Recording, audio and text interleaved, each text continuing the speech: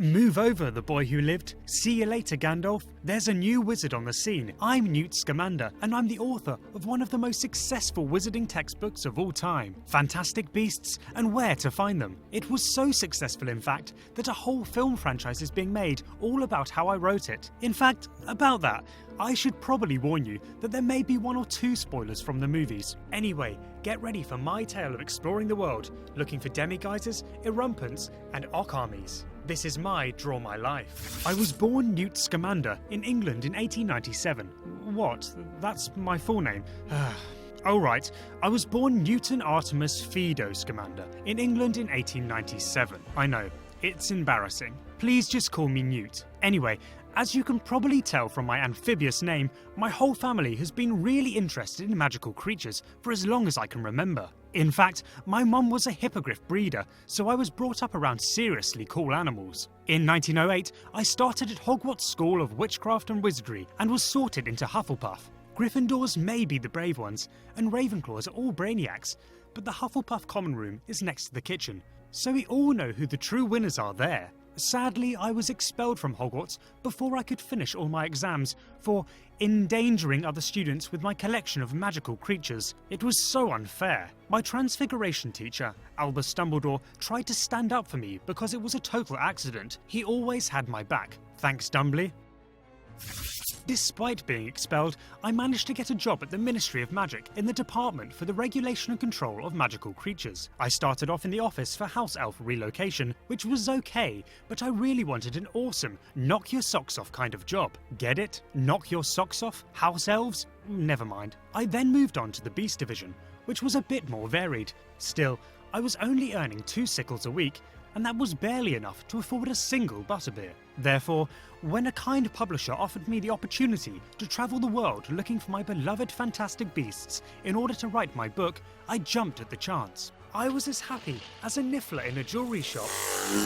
I travelled to easily 100 different countries across 5 continents to research this book, and I met so many incredible kinds of animals. Let me think of a few examples. There are Nifflers, which are adorable mole-like creatures that like to seek out jewellery, coins, and, well, basically anything shiny. What else? Oh yeah, Thunderbirds. They're these absolutely ginormous birds that can sense danger and create storms just by flapping their wings. Also, these cute stick insect-like creatures are Baltruckles. There's one called Picket that likes to live in my coat pocket. He's kind of got attachment issues. Oh, and loads of dragons. They're just awesome. Once I'd finished my world tour of magical creatures, I ventured to New York City. There was a bit of a kerfuffle when a clumsy muggle accidentally let some of the animals I kept in my suitcase get loose. But hey, you'll have to go see my movie to see what happened there. It's kind of a long story. You don't become the most famous magical zoologist without a little bit of support, so it's time I spoke a bit about my love life. This is the bit that's a bit of a spoiler for the movies, so if you don't want to know, skip ahead here. During my adventures in New York, I met Porpentina, an incredibly talented American witch who worked for the Magical Congress of the United States of America. Impressive, right? I quickly became close friends with Tina and her sister Queenie, who is lovely, but she does seem to have this pesky habit of reading your mind when you'd rather she didn't. She struggled a bit with mine though. Apparently it's the British accent. Tina and I did the whole marriage, kids, grandkids thing.